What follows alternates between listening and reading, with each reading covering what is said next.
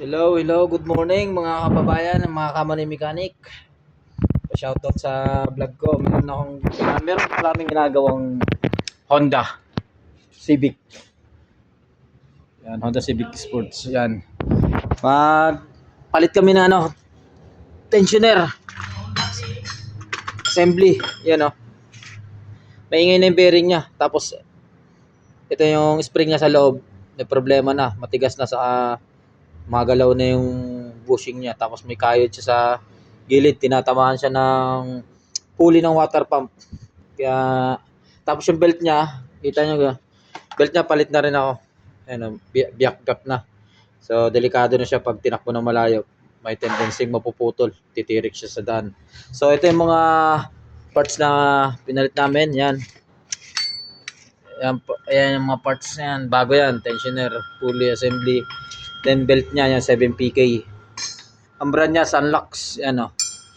B-belt pala siya, B-belt. B-belt type siya.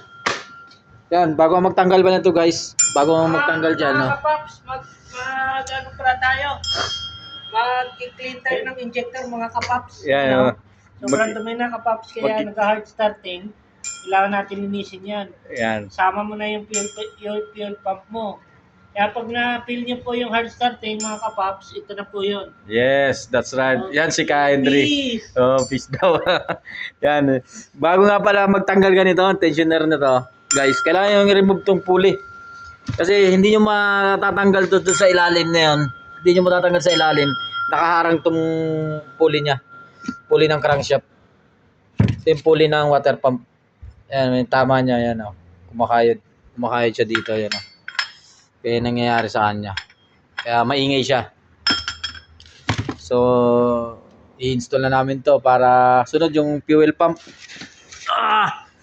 Tanggal din kami ng fuel pump kasi hard starting, consumption sa crudo. Yan, bago fuel pump niya, fuel pump assembly. Denso. Yan guys.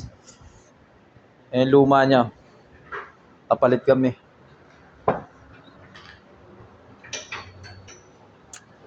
Yan guys, Honda. Visit nyo Pinoy Tire Oil Changing dito sa Rasal, Kaima. Search nyo lang sa Google. Kung nahirapan kayo hanapin, search nyo lang. Maraming salamat. Share and paki-share and follow na rin ang vlog ko.